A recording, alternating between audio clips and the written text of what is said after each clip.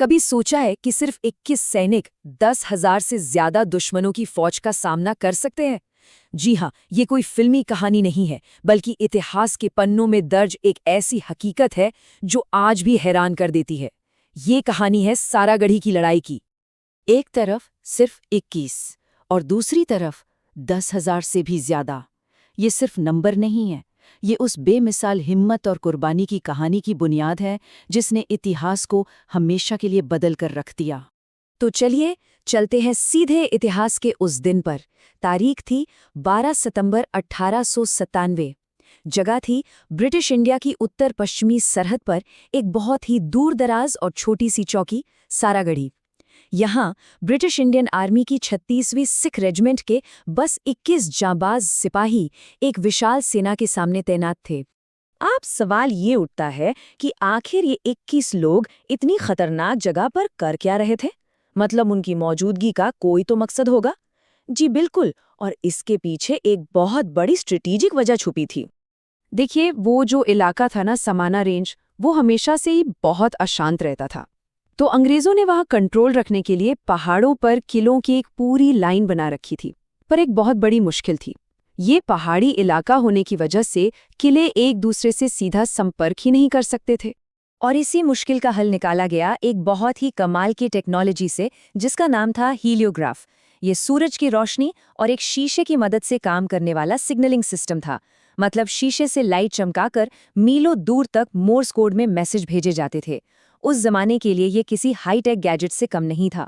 और सारागढ़ी की ये छोटी सी चौकी 2 बड़े किलों, फोर्ट लॉकहार्ट और फोर्ट गुलिस्तान के ठीक बीच में एक बहुत जरूरी रिले स्टेशन का काम करती थी। मतलब एक किले से सिग्नल सारागढ़ी आता और फिर सारागढ़ी से उसे दूसरे किले तक भेजा जाता। अगर ये कड़ी टूट जाती तो समझिए पूरा कम्युनिकेशन सिस्टम ठप हो जाता। इसलिए इसकी हिफाजत सबसे जरूरी थी। तो अब हम ये समझ गए कि वो वहां क्यों थे। चले अब वापस चलते हैं लड़ाई की उस सुबह पर। और इस लड़ाई की सबसे असाधारण बात पता है क्या है? हमें इसकी एक एक डिटेल, मिनट दर मिनट की खबर एकदम सटीक पता है। वो इसलिए क्योंकि हर पल को हीलियोग्राफ के जरिए रियल टाइम में रिपोर्ट किया जा रहा था। सुबह के करीब 9 बजे हजारों अफगान कबाइलियों ने उस चौकी को घेर लिया।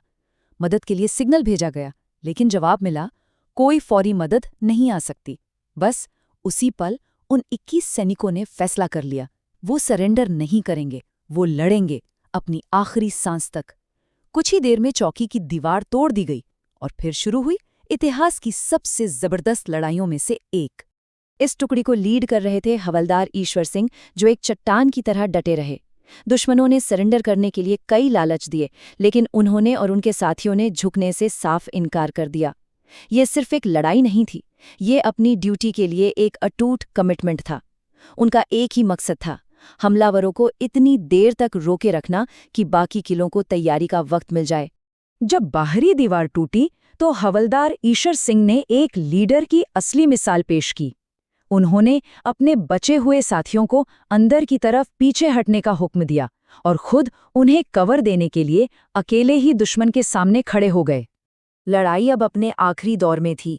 चौकी लगभग तबाह हो चुकी थी और अब कहानी उस आखिरी सैनिक पर आकर टिक जाती है जो सिग्नल टावर में मौजूद था और ये सब कुछ देख रहा था। बाकी के 20 सैनिक शहीद हो चुके थे। अब सिर्फ एक शख्स जिंदा बचा था, सिपाही गुरमुख सिंह। वही सिग्नल मैन थे जो फोर्ट लॉकहार्ट को लड़ाई की पल पल की खबर भेज रहे थे। सोचिए, उन्होंने अपने सभी साथियों को अपनी आंखों के सामने शहीद होते देखा था और अब वो अकेले थे। उनका आखिरी सिग्नल यही था, permission to pick up my rifle. एक सिग्नल मैन के तौर पर अपनी ड्यूटी पूरी करने के बाद अब वो एक सिपाही के तौर पर अपना आखिरी फर्ज निभाने की इजाजत मांग रहे थे। कर्तव्य और अनुशासन उनके लिए हर चीज से बढ़कर था। इजाजत मिलने के बाद उन्होंने अपना हीलियोग्राफ पैक किया, अपनी राइफल उठाई और अकेले ही दुश्मन पर टूट पड़े। ऐसा माना जाता है कि चौकी में आग लगाए जाने से पहले उन्होंने करीब 40 और हमलावरों को मार गिराया था। और जब आग की लपटों ने उन्हें घेर लिया, तब भी वो बार बार सिख युद्ध घोष का जयकारा लगाते रहे, बोले सोनिहाल, सत श्री अकाल। ये उनके अटूट विश्वास और बेमिसाल साहस का आखिरी सबूत था। उन 21 सैनिकों की कुर्बानी व्यर्थ नहीं गई। उनकी बहादुरी की कहानी ने एक ऐसी विरासत को जन्म दिया जिसे आज भी पूरे सम्मान के साथ याद किया जाता है। 36वें सिक्के 21 सैनिक जरूर शहीद हुए, लेकिन उन्होंने दुश्मन को भारी नुकसान पहुंचाया, जिसमें करीब 450 लोग मारे गए या घायल हुए। और सबसे बड़ी बात यह है कि उनकी वजह से हमलावरों को इतनी देर हुई कि दूसरे किलों तक मदद पहुंच गई और वो एक बड़े हमले से बच गए। उनकी इस बहादुरी को सर्वोच्च सम्मान दिया गया। सभी 21 सैनिकों को मरणोपरांत इंडियन ऑर्डर ऑफ मेरिट से नवाजा गया, जो उस समय का सबसे बड़ा वीरता पुरस्कार था। आज भी हर साल 12 सितंबर को सिख रेजिमेंट सारागढ़ी दिवस मनाती है। अमृतसर और फिरोजपुर में उनके स्मारक के तौर पर गुरुद्वारे भी बनाए गए, और सबसे जरूरी, ये कहानी स्कूलों में वीरता के पाठ के रूप में पढ़ाई जाती है। तो सवाल यह है कि 1 सदी से भी ज्यादा पुरानी, अपने फर्ज पर अड़े रहने की ये कहानी आज हमें हिम्मत और साहस के बारे में क्या सिखाती है?